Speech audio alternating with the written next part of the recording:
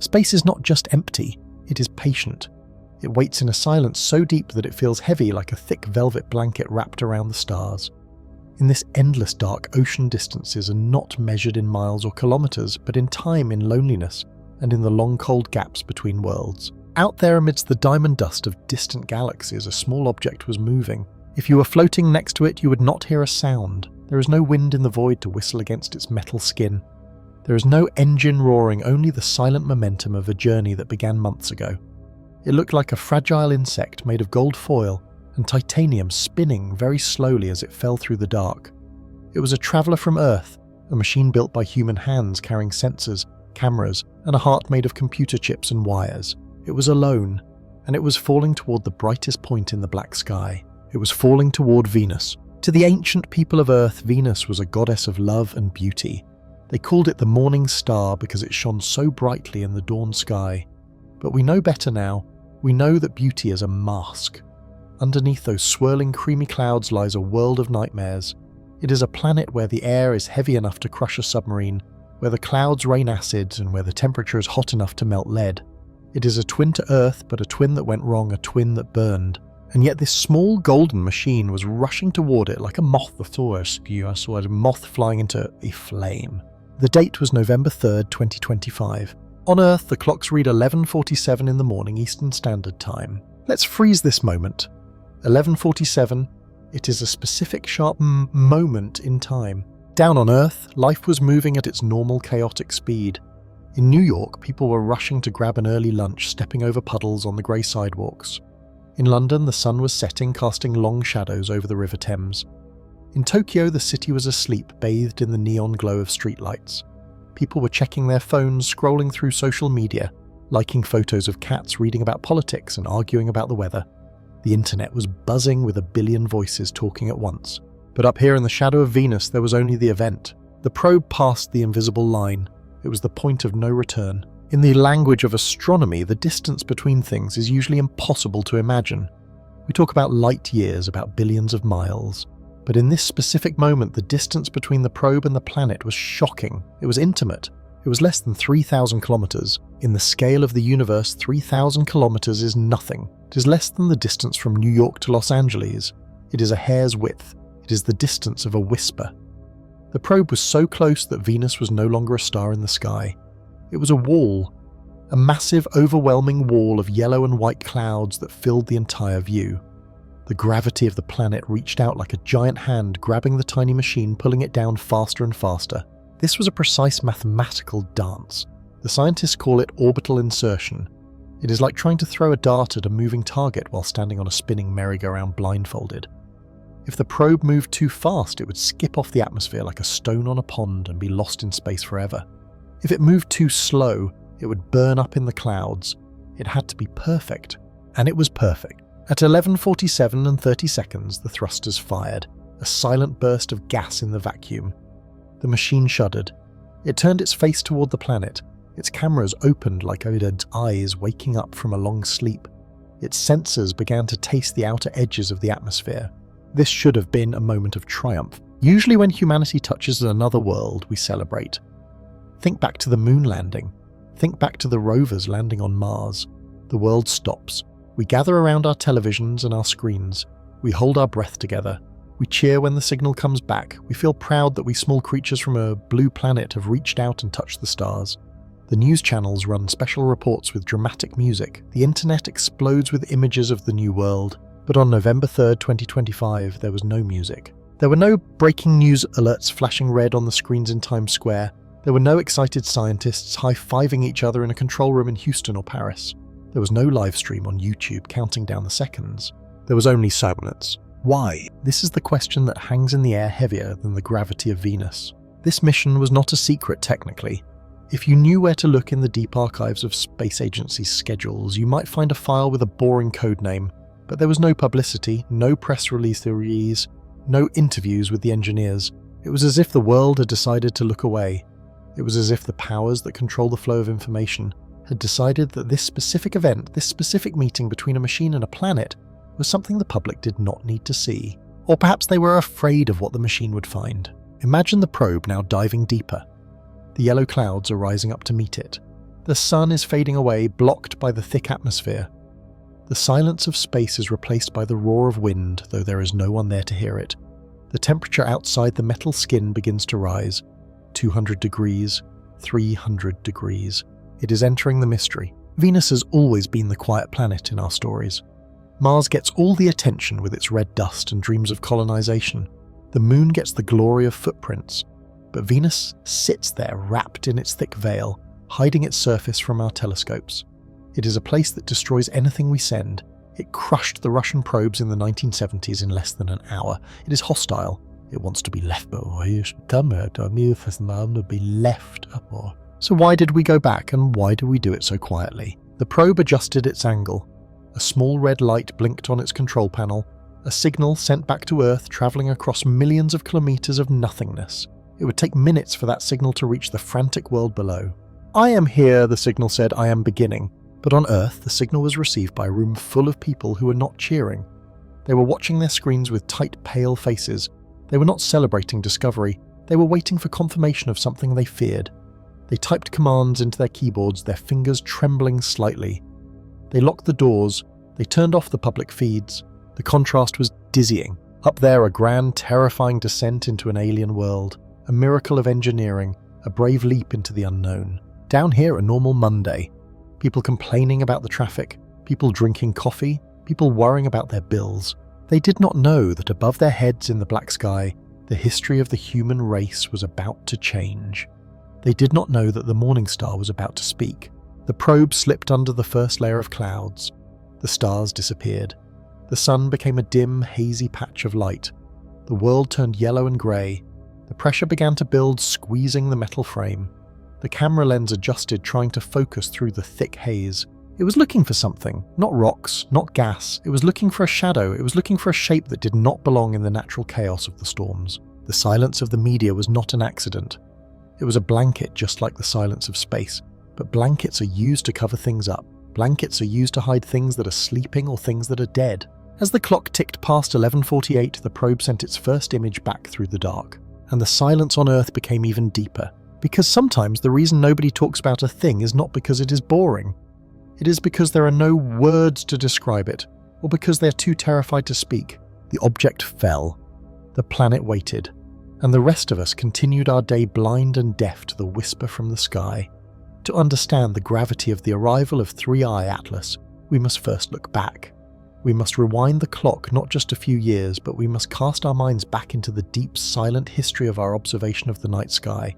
For centuries, astronomers have watched comets and asteroids dance around our sun.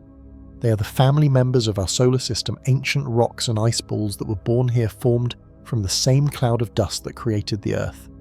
They belong to us. They follow predictable paths orbiting the sun in ellipses, returning again and again, or eventually fading away. We understood them, we knew their history. But the universe is vast and our solar system is just a tiny island in a limitless ocean. For decades, theorists whispered that there must be others out there. They predicted that the spaces between the stars should be teeming with lonely wanderers, rocks ejected from their own home systems, cast out by the violence of planetary formation, drifting alone through the galactic void. We called them interstellar objects. For generations, they were ghosts. We knew they should exist, but we had never seen one. The dark between the stars kept its secrets well. Then came October of the year 2017. It started as a routine observation by the Pan-STARRS telescope in Hawaii, a facility designed to hunt for near-Earth objects that might pose a threat to our planet. They spotted a faint point of light moving across the background stars. At first it looked like just another rock, perhaps a typical asteroid. But as astronomers calculated its path, the numbers refused to make sense. Everything in our system orbits the sun in a closed loop, but this object was different. It was moving fast, incredibly fast. It was travelling at nearly 87 kilometers per second relative to the sun. This speed was too high for it to be bound by the sun's gravity. It was not orbiting, it was piercing through. It had come from the direction of the star Vega in the constellation Lyra, diving down almost perpendicular to the plane of our planets, looping around the sun and shooting back out into the blackness. We named it Oumuamua. The name is Hawaiian, chosen to honour the location of the discovery. It translates roughly to a messenger from afar arriving first, or scout. It was a poetic name for a confusing visitor. Oumuamua was not behaving like a normal comet. It did not have a bright tail of gas and dust, yet it was tumbling through space in a chaotic way like a stick thrown for a dog. As telescopes around the world turned to watch it, we saw that its brightness changed wildly every few hours. This suggested it had a strange elongated shape. Some said it looked like a cigar. Others said it resembled a flat pancake. It was reddish dark and silent. The emotional impact of Oumuamua was profound.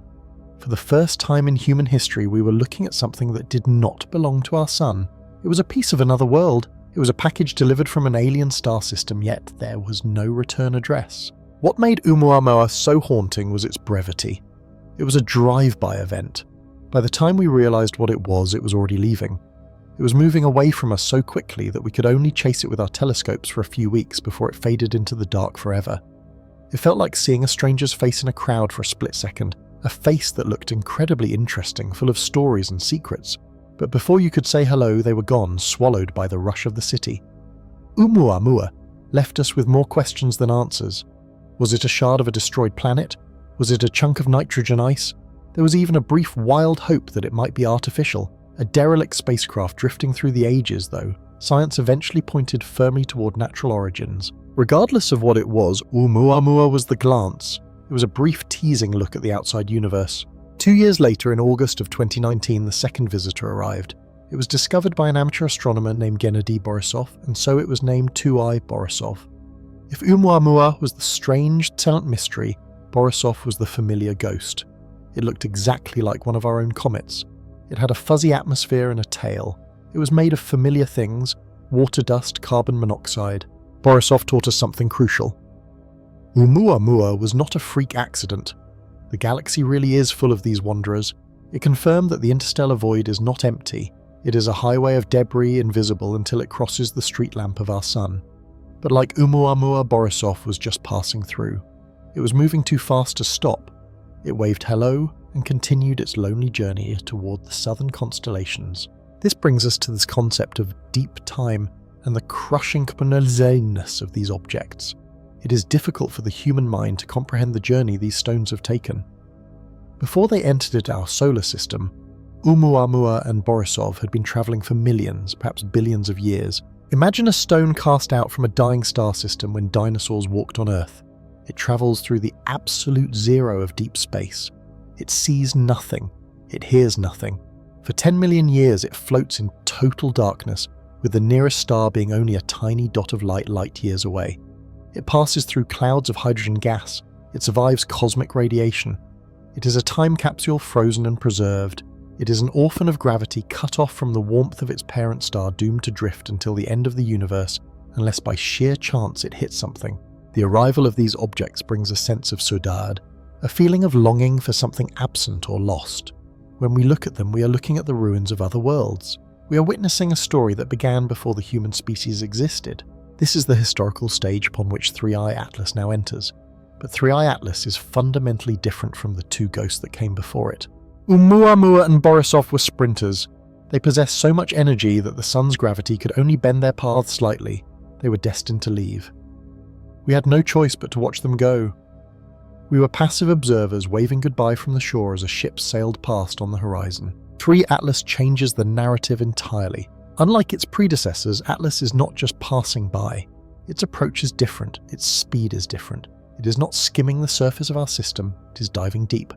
The trajectory of Atlas suggests an interaction with our sun and planets that is far more intimate than a simple flyby. Due to a unique combination of its incoming angle and speed, Atlas is not just bending, it's being caught. The difference is between a car driving past your house on the highway and a car pulling into your driveway and turning off the engine. Oumuamua was the car on the highway, a flash of chrome and light gone in an instant. 3I Atlas is the visitor knocking on the door.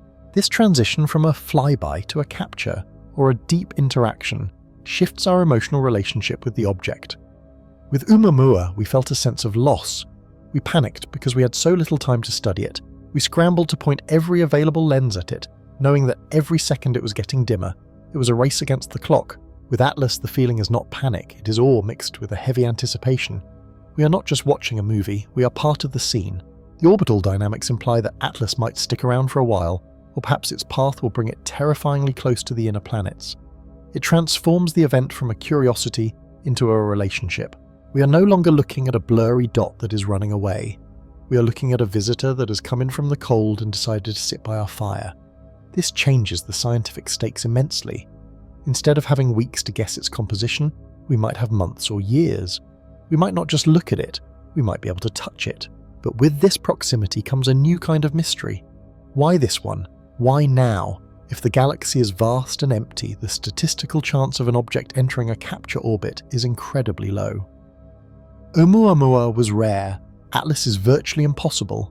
Its arrival feels less like a random roll of the cosmic dice and more like a destined encounter. As we prepare to analyse Atlas, we carry the memories of 2017 and 2019 with us. We remember the frustration of the cigar-shaped rock that refused to speak. We remember the familiarity of the comet that looked like home but smelled of alien stars. And now we face the third traveller. The predecessors were the scouts, the silent watchers that proved the door was open. They taught us to look up. They taught us that we are not in a sealed room but on a porch overlooking a busy street. They prepared us for this moment. They were the whispers in the dark, preparing us for the shout that is 3i Atlas. The loneliness of the void has been breached once again. But this time the traveller is not in a hurry to return to the dark. This time the traveller has unpacked its bags, and as it looms larger in our sky, moving past the orbit of Jupiter, shedding the ice of 1 billion years of solitude, we realise that the era of brief glimpses is over. The era of contact has begun. In the quiet corridors of prestigious universities where the smell of old paper mixes with the hum of supercomputers, a revolution is happening. It is not being fought with laser beams or spaceships, but with something far more powerful and often far more misunderstood statistics. To the average person, a page full of equations looks like a foreign language, dry and emotionless. But to a mind like that of Professor Avi Loeb, these numbers are not just scratches on a page, they are a song. They are the sheet music of the universe, and recently, they have revealed a melody that shouldn't exist. To understand the story of Atlas and the strange path it carved through our solar system, we must first look at the man brave enough to point at it. Avi Loeb is not a dreamer on the fringes of society. He is a former chair of the astronomy department at Harvard University. He is a man who has spent his life building a reputation on rigorous fact and hard evidence. In the world of science, reputation is currency, and most scientists spend their currency very carefully. They bet on safe things. They predict things that fit into the models we already have. But Loeb is different. He possesses a rare kind of courage, the courage to look at a set of numbers that everyone else ignores and ask, what if we are wrong? When the Comet Atlas appeared, most astronomers were content to classify it as just another ball of dirty ice. It was interesting, sure, but ultimately ordinary. It was expected to behave like the billions of other rocks that float in the dark outer edges of our system. However, Loeb looked closer. He did not just look at the image of the comet, he looked at the math behind its movement. In physics, every object follows a set of strict rules. Gravity is a stern master. It tells planets and comets exactly where to go and how fast to move. If you throw a ball in the air, you know exactly how it will arc and where it will land because of gravity. Comets are the same. They usually travel in long stretched out circles called ellipses. This is where the dance of numbers begins. When Loeb and his team analysed the orbit of Atlas, the specific path it took to get to us, they compared it to the standard model of comets. We have a massive database of how comets usually behave. We know their typical speed, the angle at which they approach the sun, and the shape of their journey. Based on everything we know about the solar system, if you pick a random comet from the cosmic attic known as the Oort cloud, the chances of it having the specific orbital characteristics of Atlas are incredibly small. Loeb calculated this probability. The number he found was approximately 0.05%. Let us pause and think about what 0.05% actually feels like. It is just a number on a screen, but let us translate it into the physical world. Imagine you are holding a standard deck of 52 playing cards. You shuffle them thoroughly. You ask a friend to pick one card at random. The chance of them picking the ace of spades is roughly 2%. That is already rare. But the strangeness of Atlas is not like picking one card. Imagine you go to a massive casino in Las Vegas. You walk up to a table with a deck of 2,000 cards. Only one of those cards is the Joker. The dealer spreads them out face down across a massive table. You reach out your hand, close your eyes, and pick one single card. Loeb's analysis suggests that Atlas being a normal natural comet is the equivalent of you pulling that single Joker out of 2,000 cards on your very first trial. Is it possible? Yes. In a universe as old and vast as ours, unlikely things happen all the time. If you roll a pair of dice enough times, millions of times, eventually you will roll double sixes 10 times in a row. That is the argument of the skeptics. They say space is big, there are trillions of rocks, eventually one will look weird just by accident. They argue that we are just seeing a statistical fluke, a coincidence of nature. But there is a difference between a fluke and a pattern. This is where the debate between randomness and arrangement becomes a philosophical battleground. Loeb points out that Atlas is not the only strange visitor we have had recently. We also had Oumuamua, another object that defied the laws of how rocks should move. When you have one strange event, you can call it an accident. When you have two strange events involving objects that behave in ways that standard physics struggles to explain without adding complex theories, you have to start wondering if the game is rigged. The numbers are telling us that the trajectory of Atlas was special. In the language of orbital mechanics, its path was too precise. Most comets that get knocked out of the Oort cloud drift inward in random ways. They wobble. They follow the chaotic influence of Jupiter's gravity. But Atlas arrived with a set of parameters, speed and direction, that placed it in a very narrow, very specific corridor of space. If we look at the universe as a grand, messy explosion where things just bump into each other, then Atlas is just a lucky piece of debris. But if we look at the universe through the lens of statistics, Atlas looks less like a random rock and more like a dart thrown by a skilled player who aimed for the bullseye. This brings us to the concept of the null hypothesis. In science, the null hypothesis is the default assumption that nothing special is happening, that everything is just random noise. To prove something new, you have to disprove the null hypothesis. You have to prove that the result is too perfect to be an accident. With a probability of 0.05%, the null hypothesis is shaking. Think of walking on a lonely beach. You see millions of pebbles. They are all different shapes and sizes smoothed by the ocean. They are random. If you pick one up, it is just a rock. But then you look down and see a pocket watch lying in the sand. The gears are turning. The hands are moving. The metal is polished. Would you assume the ocean waves randomly banged a piece of metal against a rock for 1,000,000 years until it accidentally formed a working watch? Or would you assume that someone placed it there? The mathematics of Atlas suggests that it is closer to the watch than the pebble. The arrangement of its numbers, the precise coordinates and velocity vectors implies a story that we are not yet reading. This is why math in this context is not dry or boring. It is the ultimate detective tool. It allows us to see invisible fingerprints. When Avi Loeb highlights that 0.05% figure, he's asking us to stop accepting the boring explanation just because it feels safe. He's asking us to look at the beauty of the anomaly. In a truly random universe, things tend to be average. Most people are of average height. Most days are of average temperature. Most stars are of average brightness. When nature produces something that deviates so wildly from the average like Atlas, it is a signal. It is a beacon flashing in the dark. The dance of these numbers creates a feeling of awe. It forces us to reconsider our position. If the universe is just a machine of random chaos, then we are alone, floating on a raft in a stormy sea. But if there are statistical anomalies that look like they were calculated, paths that look like they were chosen, then the universe becomes a place of intention. Maybe Atlas is not a spaceship, maybe it is not a probe, but the math proves that it's at the very least a cosmic rarity. It is a royal flush in the poker game of astronomy. And this brings us to the most emotional part of the science, the realization that we might be missing the point because we're afraid of the answer. The dance of numbers is not just about calculating orbits, it is about the human capacity to recognize patterns. For centuries we looked at the sky and saw only lights, then we used math to see planets, then we used math to see galaxies. Now Loeb is using math to see potential technology, or at the very least a class of objects that nature does not produce easily. The beauty lies in the coincidence.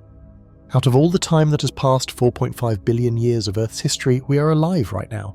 We have the telescopes to see these objects right now. And right now, objects with a 1 in 2,000 probability are skimming past our planet. Is it luck, or is the universe more crowded and active than we dared to dream? The numbers do not lie, but they do whisper. And right now, the numbers surrounding Atlas are whispering that the standard story of just a frozen rock might not be enough to account for the elegance of its journey. It is a mathematical masterpiece painted across the solar system, waiting for us to step back and appreciate the view. Imagine you are floating in the absolute silence of the void. There is no wind, no friction, and no sound. Up here, the rules of movement are completely different from what you know on Earth. When you drive a car, you press the gas pedal to keep moving, and if you take your foot off, you slow down and stop. But in space, if you push yourself forward, you will drift in that direction forever until something stops you. This is the realm of orbital mechanics, a world where movement is a dance with gravity and mathematics is the music. To understand how we travel between the stars, you must first understand the currency of the universe. In our daily lives, we pay for travel with money. In space, we pay with something called delta phi. Delta phi stands for change in velocity. It is not just speed, it is the potential to change your fate. Think of your spaceship as having a bank account. The fuel in your tanks is your money, but the delta phi is what that money can actually buy. Every time you want to change your orbit, go higher, drop lower, or escape the pull of a planet, you must spend some of your delta V budget. This budget is unforgiving. If you want to go from the surface of Earth into orbit, you must spend a massive amount of delta V of about 9,000 meters per second. That is the cost of admission to space. Once you are up there, you are floating, but you are not free. You are trapped in a circle falling around the planet forever. To break free and head to the Moon or Mars, you have to open your wallet and spend more delta phi. This makes every drop of fuel precious. It makes every maneuver a calculated gamble. You cannot simply turn the steering wheel, you must apply force at the exact right moment to change your path. This brings us to one of the most beautiful and elegant concepts in physics, a trick that allows us to travel further than our fuel should allow the Oberth effect. Imagine you are on a swing set. If you want to go higher, you do not pump your legs when you are at the very top of the swing where you are moving slowly. You wait until you are at the very bottom, right as you are rushing past the ground at your fastest speed. That is when you kick your legs. By adding your energy at the moment you're moving fastest, you gain the most height. Space travel works the same way. When a spacecraft falls toward a planet, gravity pulls it in, making it go faster and faster. It falls deep into the gravity well. At the closest point to the planet, called the periapsis, the ship is moving at its absolute top speed. This is the moment of magic. This is the Oberth effect. If you ignite your engines right at that bottom point, while you are moving at maximum speed, your fuel becomes much more efficient. The energy you gain is multiplied. It is as if the planet itself is helping you, lending you its strength to throw you out into the dark. You're using gravity not as an enemy but as a partner. You dive in, face the danger of the planet's pull and use that terrifying speed to slingshot yourself toward the outer solar system.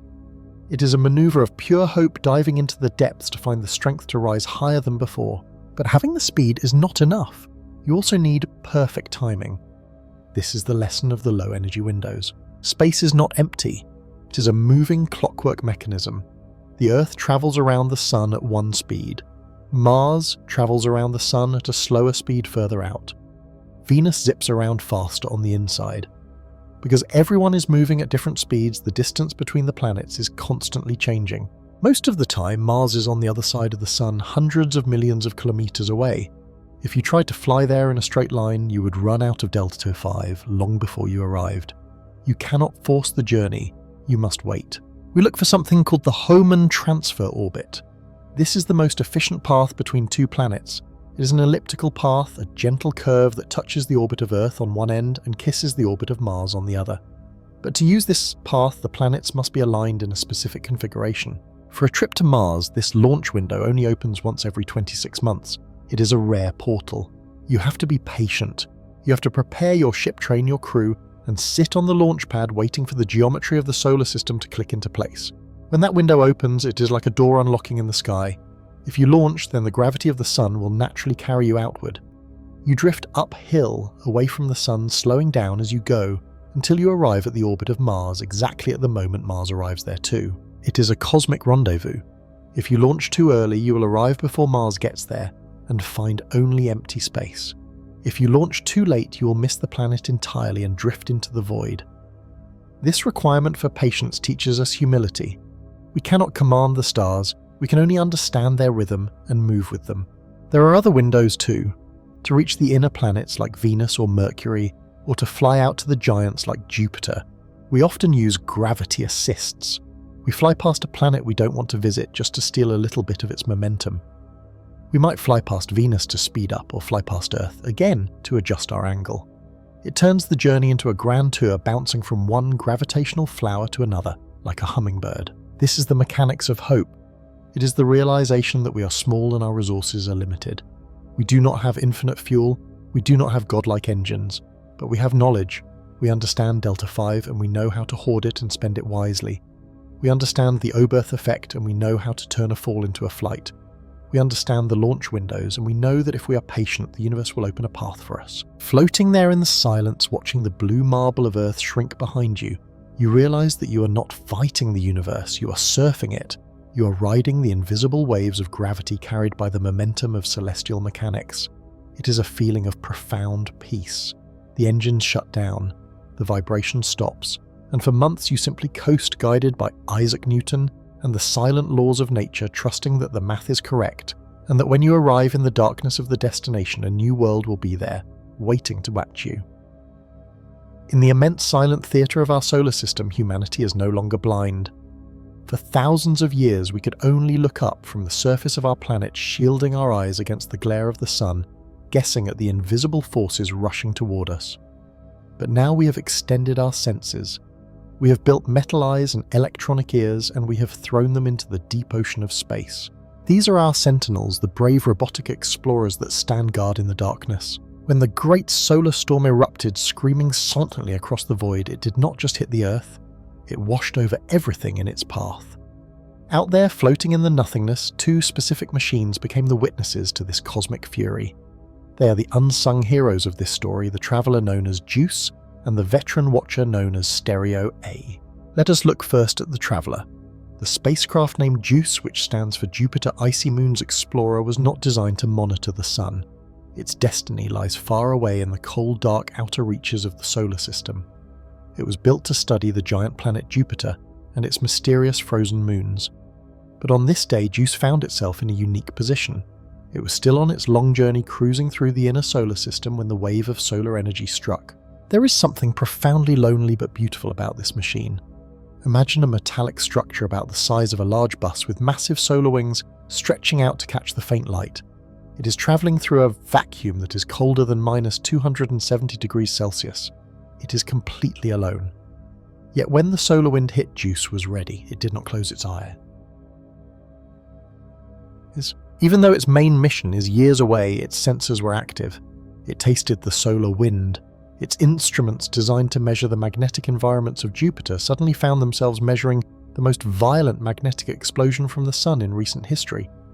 It was a chance encounter. It was like a hiker on a lonely mountain road, accidentally witnessing a rare lightning strike. Juice recorded the density of the particles and the speed of the shockwave. It felt the storm passing over its skin. Then there is Stereo A.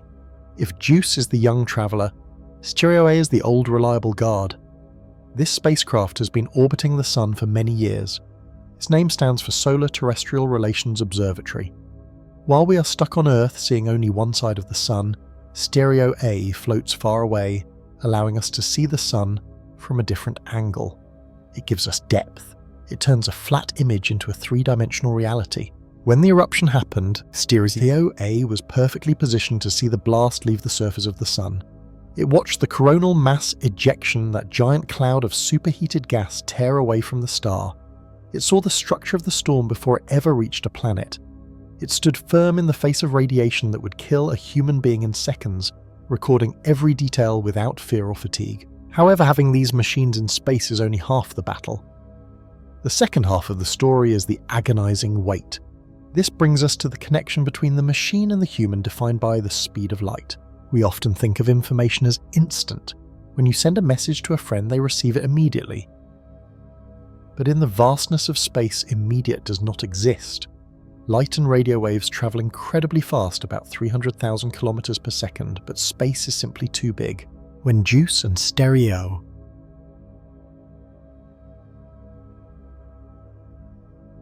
collected their precious data, they could not just text it to Earth. They had to turn their antennas toward our pale blue dot and transmit a faint radio signal. This signal is weaker than the energy used by a small light bulb.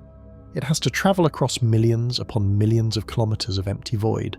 For the scientists back on Earth, this creates a period of intense silent waiting.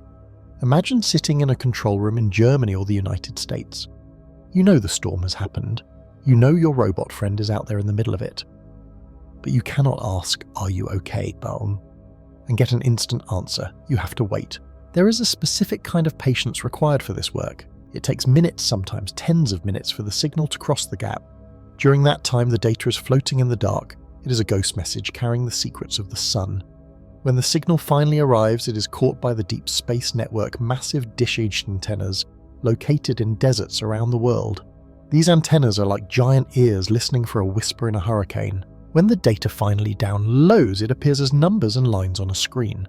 To a normal person, it might look like boring static, but to the scientists, it is a love letter from the universe. It tells them the speed of the protons. It tells them the orientation of the magnetic field. It confirms that the machine survived. This delay, this gap of silence, highlights the precious connection between the creator and the creation. We build these machines to go where we cannot, and we wait anxiously for them to speak to us. But the professional scientists are not the only ones watching. While the machines float in space, a different army stands ready on the surface of the Earth. These are the amateur astronomers. They are the ground crew who are not paid a salary. They do not have billion-dollar satellites. They have telescopes set up in their backyards, in open fields, or on cold rooftops. They do not have control rooms. They have thermoses of hot coffee and thick winter coats. But their passion is just as fierce as the data from JUICE and Stereo predicted the arrival of the storm. These skywatchers prepared. They serve a crucial role. The satellites can measure the invisible numbers, the magnetic strength and particle density, but they cannot see the beauty of the aurora from the ground. They cannot capture how the sky paints itself in colours of neon green, deep violet, and blood red. The relationship between the space probes and the amateur astronomers is a perfect partnership. The robot says, "It is coming." The human says, "I see it." In the hours before the storm hit the atmosphere online, communities were buzzing. People from New Zealand to Norway, from Canada to Vietnam were checking the data sent back by the probes. They were reading the space weather forecast. When the sensors on the satellites spiked, showing a massive disturbance, these people rushed out. They stood in the dark, looking up. This act of looking up is one of the oldest human traditions. We have always feared the dark, but we have always been drawn to the lights within it. The satellites provided the warning. They told us that the sun had breathed out a dragon's breath of fire, but it was the human eyes that witnessed the result. It was the photographer standing in a freezing field at 3 a.m. who captured the ribbons of light dancing overhead. It was the father waking up his children to see the sky turning purple. There is a profound emotional resilience in this network. The spacecraft, like JUICE, travel through the loneliest environments imaginable. They are bombarded by radiation, frozen by the cold and cooked by the sun, yet they persist, they keep working. And on Earth, humans persist in their curiosity. Despite the cold, despite the late hours, we keep watching. In this event, the machines and the humans formed a single continuous line of observation. It started with the robotic eye of Stereo A near the sun, passed to the travelling sensor of JUICE, in deep space travelled on radio waves across the silence, landed on the giant dishes of the Deep Space Network, appeared on the screens of scientists, and finally ended in the awestruck eyes of a person standing in their garden looking up at the shimmering sky. The data is not just numbers, it is a story of survival. It is a confirmation that we are capable of understanding the giants that live in our solar system. The probes are out there alone in the dark so that we do not have to be afraid of what comes from the sky. They are our early warning system, our explorers, and in a way, they are the bravest parts of ourselves sent out to touch the infinite. The moment of closest approach was not marked by a loud crash or a sudden explosion, but by a profound heavy tum-tum that seemed to stretch across the vacuum of space. To the human eye looking through the lenses of high-powered telescopes, or viewing the digital reconstructions on screens, the scene was a slow-motion ballet of cosmic proportions. However, the reality was a chaotic interplay of speed and invisible forces. Comet Atlas was no longer just a point of light. It was a mountain of ice and dust diving headfirst toward the second planet from the Sun. At this specific range, the environment was dominated by the overwhelming presence of Venus. The planet hung in the darkness like a dazzling cream-coloured marble, wrapped in its thick, suffocating blanket of sulfuric acid clouds. It was beautiful yet utterly hostile. Against this backdrop, Atlas looked incredibly small, a fragile traveller from the frozen edge of the solar system, daring to skirt the edge of a gravitational volcano. The first major interaction was purely physical, a silent war between motion and mass. This was the gravitational dance. As Atlas raced inward, the massive gravity of Venus reached out like a giant invisible hand. It grabbed the nucleus of the comet. This was not a gentle pull. The difference in gravity between the side of the comet facing the planet and the side facing away created what scientists call tidal forces. Imagine stretching a rubber band until it begins to turn white with stress. That is what the gravity of Venus was doing to the solid heart of Atlas. The comet, which was essentially a rubble pile, a loose collection of rocks, frozen gases, and ancient dust held together by its own weak gravity, groaned under the pressure. The trajectory began to bend. Atlas was not going to hit Venus, but it was being forced to turn its path altered forever by the sheer weight of the planet. This was the gravity assist, a slingshot maneuver that would fling the comet back out into the darkness provided it survived the turn. Simultaneously, the comet being able to truly breathe. This process, known as outgassing, became violent as the encounter reached its peak. The sun was uncomfortably close here and its heat was intense. The surface of Atlas, which had been frozen for billions of years, was now baking. The ices of water carbon monoxide and carbon dioxide did not melt into liquid. They sublimated, turning instantly from solid ice into gas. Jets of gas erupted from fissures in the comet's crust. These were not small puffs of smoke, they were geysers shooting thousands of kilometers into space. As the gas rushed out, it carried dust particles with it. This material formed the coma, a glowing atmosphere around the comet's core that expanded until it was larger than the planet Venus itself. Under the pressure of the solar wind, the stream of charged particles flowing from the sun, this coma was swept back into two distinct tails. One was a straight blue ion tail glowing with electric charge, and the other was a curved white dust tail reflecting the sunlight like a vast banner. The interaction was spectacular. The atmosphere of the comet was brushing against the upper edges of Venus's atmosphere, a mixing of ancient deep space material with the acidic chemistry of the planet. As the distance closed to the critical minimum, observers and automated systems ran through the four potential outcomes, watching the telemetry data with breathless anticipation. The first possibility, which we can call Scenario A, was the standard pass. In this version of events, the structural integrity of Atlas would hold. The gravity of Venus would stretch it. The heat would boil its surface, but the core would remain one solid piece. The comet would swing around the planet brighter and faster than before, and continue its journey toward the sun. This was the safe prediction, the one that fit the standard mathematical models. It would be a beautiful but ultimately predictable celestial flyby. Then there was the risk of Scenario B, the minor fragmentation. The stress of the tidal forces might be too much for the weak neck regions of the comet. In this scenario, small chunks of the comet would break off. The main body would survive, but it would leave a trail of debris behind it. These lost pieces would burn up in the atmosphere of Venus, creating a meteor shower on a world where no one was there to watch it. For the scientists watching this would be exciting, a chance to see the insides of the comet exposed, but it signaled that Atlas was fragile and might not survive its later approach to the sun. More dramatic was the possibility of Scenario C, the total disruption. This was the violent death of the comet. If the gravity of Venus proved too strong, or if the rotation of the comet sped up too much due to the outgassing jets, Atlas could simply pull itself apart. It would cease to be a single object and would become a string of pearls, a line of smaller comets travelling together. The majestic single head would vanish, replaced by a cloud of expanding debris.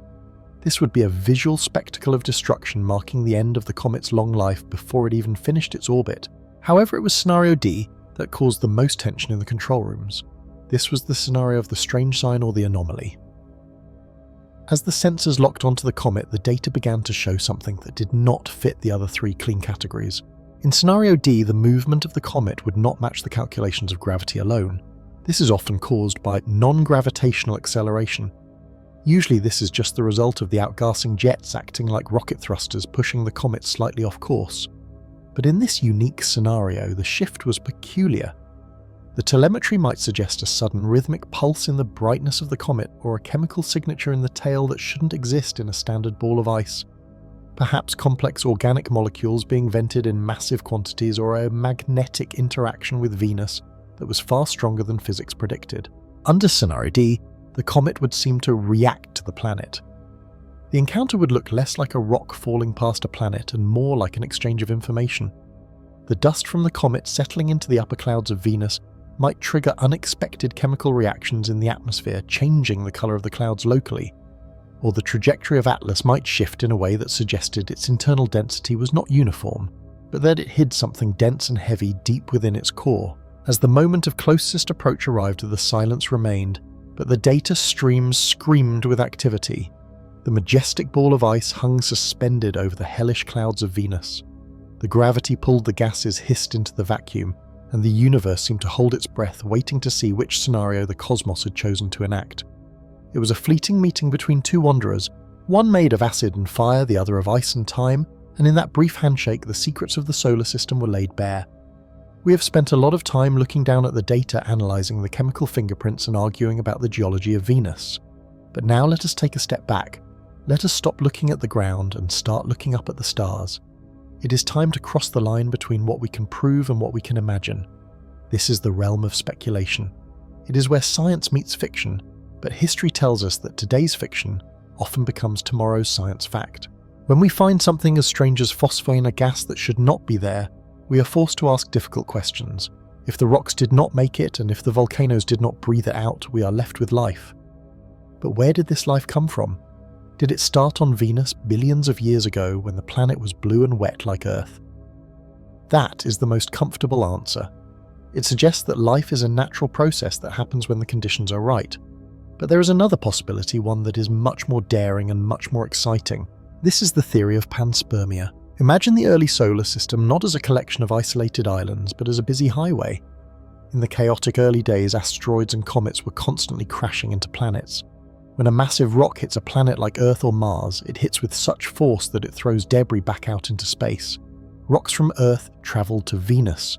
Rocks from Venus travel to Earth. We know this happens because we have found meteorites on Earth that came from Mars.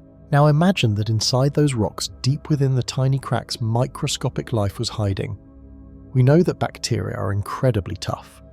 Some can survive the vacuum of space, the intense radiation and the freezing cold.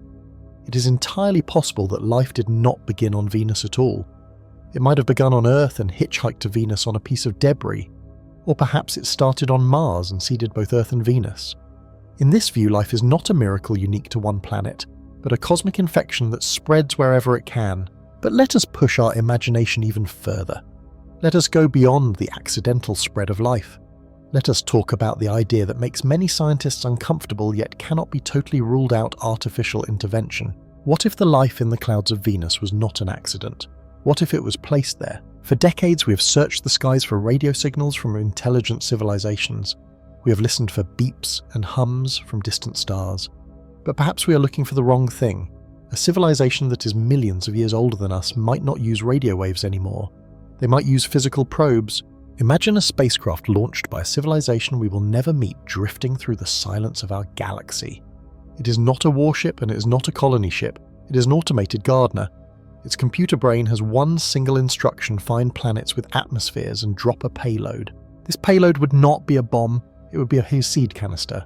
As this silent probe glides past Venus, it analyzes the clouds. It sees the carbon dioxide, the sulfur and the sunlight. It calculates that while the surface is hell, the upper clouds are a potential habitat. It adjusts its course, slows down and releases a small capsule. This capsule enters the Venusian atmosphere. It heats up glowing orange as it fights the friction of the air. Then a parachute opens, or perhaps a balloon inflates. As it floats in the temperate zone, the capsule opens. It releases billions of genetically engineered microbes. These are not random bacteria. They are tiny machines made of biology designed specifically to eat sulfur and produce phosphine designed to survive in acid, designed to float forever. Why would they do this? Perhaps it is a scientific experiment, much like we leave sensors in the ocean to study the currents. Maybe the phosphine is not a sign of life breathing, but a signal, a beacon saying, "We are here. This planet is active." Or perhaps the purpose is terraforming. Terraform means to make a planet more like Earth or more like the home of the aliens. Turning a hellish world like Venus into a paradise takes a very long time. You cannot just build a city there. You have to change the air first. Maybe these microbes were dropped there 50,000 years ago to slowly eat the bad gas and produce good gas. Maybe we are looking at a garden that is only just beginning to grow. There is an even more humbling possibility. Maybe the probe was not trying to change Venus. Maybe it was trying to save something. If an advanced civilization knew their home world was dying, perhaps their star was exploding or their climate was collapsing, they might send out lifeboats. These lifeboats would carry the genetic codes of their world packaged in microscopic form and scatter them across the galaxy like a dandelion scattering its seeds in the wind. They would hope that out of 1 million seeds, one might land on a cloud deck in a solar system far away and survive.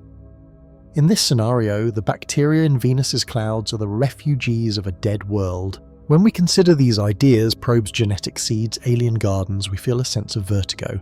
It feels like science fiction, but we must remember the concept of intellectual humility. Intellectual humility means accepting that we do not know everything. It means admitting that the universe is far stranger and far more complex than our textbooks say. 200 years ago, the idea of a germ causing disease was laughed at. 100 years ago, the idea of flying to the moon was a fantasy. Today we have rovers on Mars.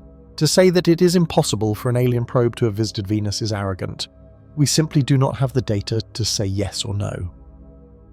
A true scientist looks at the phosphine anomaly and says, it is probably chemistry, but if it is not chemistry and if it's not natural biology, then I must be brave enough to consider the artificial.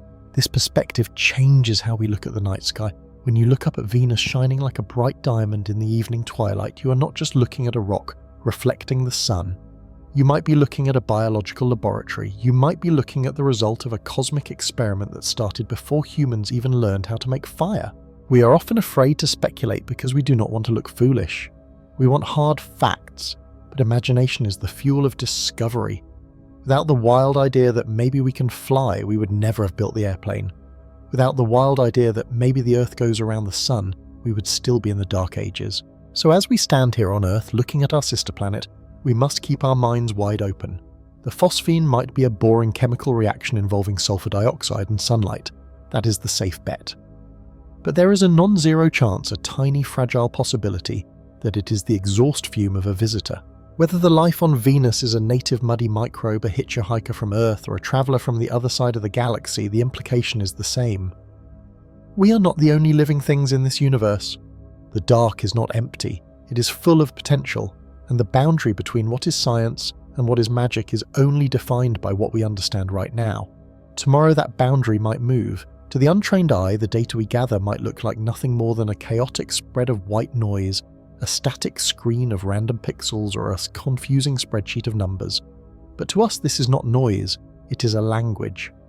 When we move from the physical act of moving the telescope to the quiet seated work of analysis, we are shifting roles. We stop being observers and start being detectives. We are no longer just watching the sky, we are listening to it, trying to separate the signal from the silence. This is the most delicate part of the hunt, where patience matters more than the size of your lens. We are looking for the whispers in the dark. The first and most immediate signal we look for is a change in luminosity. In the world of astronomy, we talk about magnitude, which is simply a measurement of how bright an object appears from Earth. Comets are notoriously unpredictable creatures. Unlike a star which burns with a relatively steady and consistent light, or a planet that reflects sunlight with a predictable rhythm. A comet is a dynamic living object. It is a dirty snowball reacting to the heat of the sun, and that reaction is rarely smooth. We monitor the light curve, which is a graph that tracks brightness over time.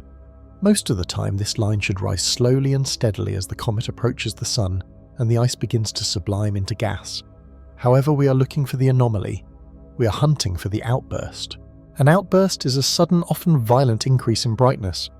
On your graph, this does not look like a gentle slope, it looks like a vertical wall. One night the comet might be at magnitude 12, barely visible. The next night it might jump to magnitude 9, glowing 10 times brighter. This tells us something dramatic has happened on the surface of that tiny world. Perhaps a pocket of pressurized gas has exploded, blasting fresh ice and dust into space. This fresh material reflects more sunlight, causing the sudden flare. When you see this spike in your data, it gives you a rush of adrenaline. It is a sign that the comet is waking up, that it's active, and that it is volatile. You are witnessing a geological event happening millions of miles away in real time. Beyond simple brightness, we must look at the quality of the light itself. This is where we analyze the spectrum. If you have the equipment to use a filter or a prism, you can spread the light of the comet out into a rainbow of colors. This is not just for beauty, it is a chemical fingerprint. Every element in the universe glows with a specific color when it is heated or excited by solar radiation. We are looking for the specific glow of carbon and cyanogen. To the human eye or a standard camera sensor, this often registers as a distinct ghostly green color. If you are tracking a faint fuzzy grey dot and you begin to detect a shift toward green in your color data, you have a strong confirmation. You're not looking at an asteroid which usually appears grey or reddish like a rock. You are looking at an active comet with a glowing atmosphere known as the coma. Seeing that green hue emerge from the darkness is like reading a signature written in invisible ink that has suddenly been revealed. However, the most thrilling and sometimes heartbreaking signal to find is the sign of fragmentation. Comets are fragile. They are loose collections of ice rock and dust held together by very weak gravity. As they rush toward the inner solar system, they face the intense heat of the sun and the gravitational pulling forces of massive planets like Jupiter. Sometimes the stress is too much. Fragmentation is the death of a comet, but it is a spectacular death. In your data, this begins as a subtle distortion. A healthy comet nucleus looks like a sharp, singular point of light wrapped in a fuzzy cloud. But if that point of light begins to elongate, looking less like a circle and more like a grain of rice or a small bar, pay close attention. This elongation is often the first sign that the nucleus is splitting apart. Over the course of a few nights, that single bar of light might separate into 2 or 3 distinct points. This is known as the string of pearls effect. One object has become many. While this often means the comet will soon fade away and vanish as the ice evaporates too quickly, capturing the moment of breakup is a rare scientific prize. It tells us about the internal structure of the comet, how dense it was and how it was put together billions of years ago. Watching a comet break is like watching a time capsule crack open. So where do we find the map to help us navigate these signals? We cannot simply guess where to point our telescopes. We rely on precise mathematical data. The primary source for this is the NASA Horizon system. To the beginner, the NASA Horizons interface can look intimidating. It is a text-based tool full of rows of numbers, coordinates, and physical parameters. But once you learn to read it, it becomes your most trusted companion. It provides the ephemeris, which is a table of values that tells you exactly where a comet will be in the sky at any specific minute of the night. It tells you the distance from Earth, the distance from the Sun, and the expected magnitude. When you plan your observation, you take the coordinates from NASA, Horizon's right ascension and declination, and you input them into your telescope mount. But here is the key: you must compare the theoretical data with your actual observation. NASA might predict the comet is at magnitude 10. If your data shows it is at magnitude 8, you have found a discrepancy. You have found an outburst that the official models have not yet caught up with. That gap between the prediction and the reality is where discovery happens. This brings us to the final and perhaps most important tool, the community. You verify your signs and signals on astronomical forums and networks. Places like the Minor Planet Center or amateur forums like Cloudy Nights are where the hive mind operates. If you think you see a fragmentation event, you do not keep it to yourself. You post your image and your data. You ask, does anyone else see a second nucleus in Comet X? Within hours, astronomers from different continents, someone in Australia, someone in Japan, someone in Chile, will turn their telescopes to the same coordinates to verify your claim. There is a profound beauty in this collaboration. You might be sitting alone in your backyard or a cold, dark field, but you are connected to a global network of observers. When you confirm a signal together, you are collectively assembling a picture of the universe. Analyzing this data requires a shift in your mindset. You must slow down. You cannot rush through the images. You have to zoom in, adjust the contrast, and look at the same pixels for a long time. You are looking for the subtle changes that others might miss. It is a pursuit of details. It feels like you are dusting off an ancient artifact brushstroke by brushstroke until the true shape is revealed. When you finally unlock the signal, when you confirm the outburst, the green glow, or the split nucleuses, the feeling is hard to describe, and it is a mixture of intellectual satisfaction and deep wonder. You have intercepted a message from the deep solar system. You have seen the universe change, and you have captured the evidence. That is the reward for the cold nights and the hours of staring at screens. You're not just looking at the universe, you're reading its story as it is being written. The thick, suffocating clouds of Venus are now fading behind us. We have successfully navigated the chaotic winds and the crushing pressure of the second planet. We did not stop there, we only used it. Like a dancer spinning a partner to make them move faster, Venus has thrown us forward. The gravity of that hot, bright world grabbed hold of our spacecraft and flung it out into the darkness with renewed energy. The speedometer is climbing. We are no longer just drifting, we are racing. So what comes after Venus? For the past few months, we have been travelling through the inner solar system, dealing with the intense heat of the sun and the blinding reflection of Venus.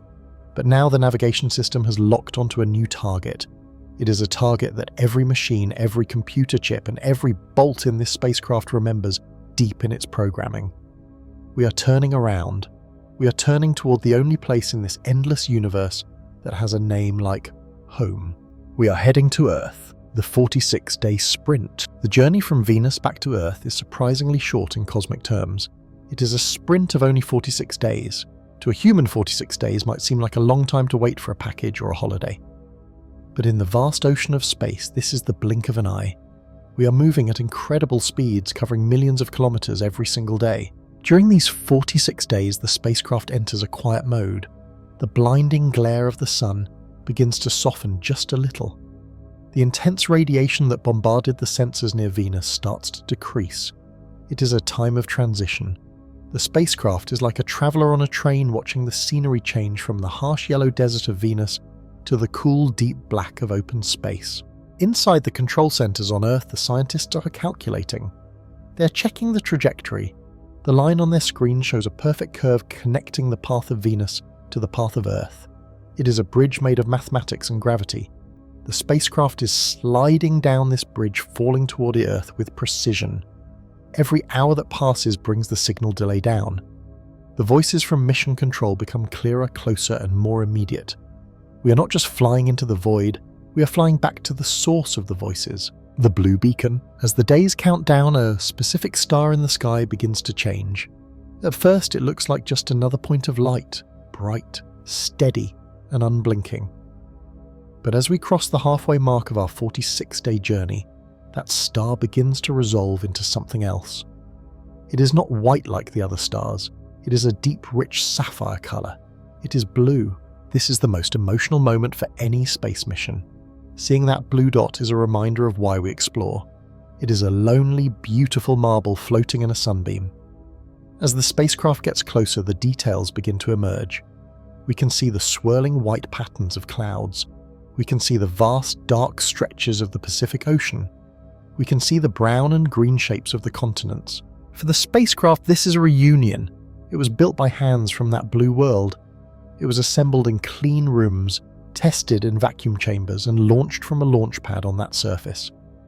Approaching Earth feels like a ship returning to harbour after a long, dangerous voyage. But there is a bittersweet twist. We are not stopping. We are not landing. We are just a visitor passing by. December 19th, the Great Approach. The date is marked on every calendar December 19th. This is the day of the encounter. On Earth, in the Northern Hemisphere, it is winter. The nights are long and cold. People are preparing for end-of-year holidays, gathering with families and lighting fires. High above them, invisible to the naked eye, but watching closely, our spacecraft will sweep past. Imagine the feeling of waiting for a guest who will only stay for an hour. You clean the house, you prepare the food, and you wait by the window. That is how the scientific community feels as December 19th approaches. This is the best observation opportunity humanity has had since the launch. Because the spacecraft will be so close to Earth, the data transfer will be incredibly fast. We will not need the giant deep space antennas to catch a whisper of a signal. The spacecraft will be shouting its data down to us. It will dump all the information it collected at Venus, the pictures, the magnetic readings, the chemical analysis, and send it all home in a massive rush of information. For the public, for the people looking up at the night sky, this is a moment of connection. Even if they cannot see the metal box of the spacecraft with their eyes, they know it is there. It is flying overhead, carrying the dreams of exploration. It is a fleeting moment where the traveller and the home are in sync. We are waving to our creation, and it is waving back with data. The gravity assist, stealing energy from home. But why are we coming back to Earth if we are not landing? We are here to steal. We are here to steal a little bit of Earth's momentum. Just like we did with Venus, we are using Earth as a giant slingshot. The spacecraft will dive deep into Earth's gravity well. It will swoop down, skimming the atmosphere, and use the planet's orbital speed to boost its own velocity. This is a delicate dance. If we come too close, we burn up in the atmosphere. If we stay too far away, we do not get enough speed. We need to hit a tiny window in space, a specific point in the sky at the exact second on December 19th. As the spacecraft swings around Earth, the passengers, if there were any, would see the planet spinning below them in glorious high definition. They would see the sunrise chasing the sunset. They would see the lights of cities twinkling on the night side, evidence of civilization, of life, of energy. It is a stark contrast to the dead, burning face of Venus. Earth looks fragile. It looks like a jewel that needs protecting. The gravity of Earth grabs the spacecraft and pulls it. We accelerate. The velocity climbs higher and higher. We are borrowing energy from Earth's orbit around the Sun. Earth slows down by a tiny unmeasurable fraction and the spacecraft speeds up by thousands of kilometers per hour. The turn away. Then the moment passes. The peak of the encounter is over. The blue marble starts to shrink in the rear window. The city lights fade into the general glow of the planet. The details of the clouds blend back into a solid white mass. We are moving away. This is the hardest part emotionally. We just touched home, we just brushed past safety, and now we are flinging ourselves out into the coldest, darkest part of the mission. The Sun, which was our companion near Venus, will start to grow smaller. The warmth of the inner solar system is left behind. We are not heading back to Venus, we are not staying near Earth. The slingshot maneuver has worked perfectly, the angle has changed, the speed is sufficient. We are now on a direct course for the outer realm. Target Jupiter. The navigation computer updates the destination. The next name on the list is not a rocky world like Earth or Venus. It is a monster. It is the king of planets. It is Jupiter. The screen displays the arrival date March year 2026. This is the final chapter of the play. Everything we have done so far, the launch, the loop around Venus, the flyby of Earth, was just the prologue. It was just the build-up. The real challenge lies ahead in the deep dark. Between Earth and Jupiter lies the asteroid belt, a field of debris and rocks left over from the creation of the solar system. We must navigate through this silence. The journey will get colder. The solar panels will struggle to find enough sunlight. The communication delay will stretch from minutes into nearly an hour. But the prize is waiting. Jupiter is a world of storms that have raged for hundreds of years. It is a mini solar system of its own, surrounded by dozens of icy moons. We are heading there to uncover secrets that have been hidden since the beginning of time. As December 19th fades into history, the spacecraft turns its antenna back toward the dark void. The Earth is now just a bright star behind us, no different from Venus or Mars. We are alone again, but we are not lost. We are moving with purpose, carrying the momentum of our homeworld, flying like an arrow released from a bow straight into the heart of the giant. The road to March to 2026 is long, but we are ready. The final act has begun. Now we come to the end of our journey. The telescope is put away, the charts are folded, the night air has cooled the ground, and the world around you has grown quiet. We have spent this time tracking a visitor from the edge of our solar system, the Comet Atlas. But tonight, in these final moments, we stop looking for data. We stop looking for coordinates. Instead, we just look. There is a profound peace that comes with finishing an observation. It is the feeling of having done your part. You have stood witness to the universe. In the vast, silent theatre of the cosmos, you were one of the audience members who stayed awake to watch the show. This simple act of looking is more important than we often realise. Science at its heart is not just about cold facts or complex equations written on a blackboard. It is a shared participation. It is a collective act of humanity. When you looked up at the sky thinking about the orbit of a comet, you were joining a long unbroken chain of people. You are connected to the ancient sailors who used the stars to cross the oceans. You're connected to the first astronomers who sat by campfires thousands of years ago wondering what those points of light were. And you are connected to the thousands of other people around the world who at this very moment are also looking up. We are never truly alone when we look at the sky. We are part of a great family of curious minds. We are all standing on the same small blue marble, peering out into the dark together. As you lie down now, let your body sink into the mattress. Let the weight of the day fade away. Think for a moment about the scale of what we have discussed. It is easy to feel small when we talk about comets and stars. The Comet Atlas travels millions of miles to reach us. The Sun is a ball of fire so large that more than 1 million Earths could fit inside it. The distances are so vast that we measure them in years of light, not kilometers or miles. In the face of this, you might feel like a tiny speck of dust, but there is another way to see it. There is a beautiful paradox in our existence. Yes, physically we are small, we are fragile creatures living on a rock that spins around a star. But think about your mind. Think about your imagination.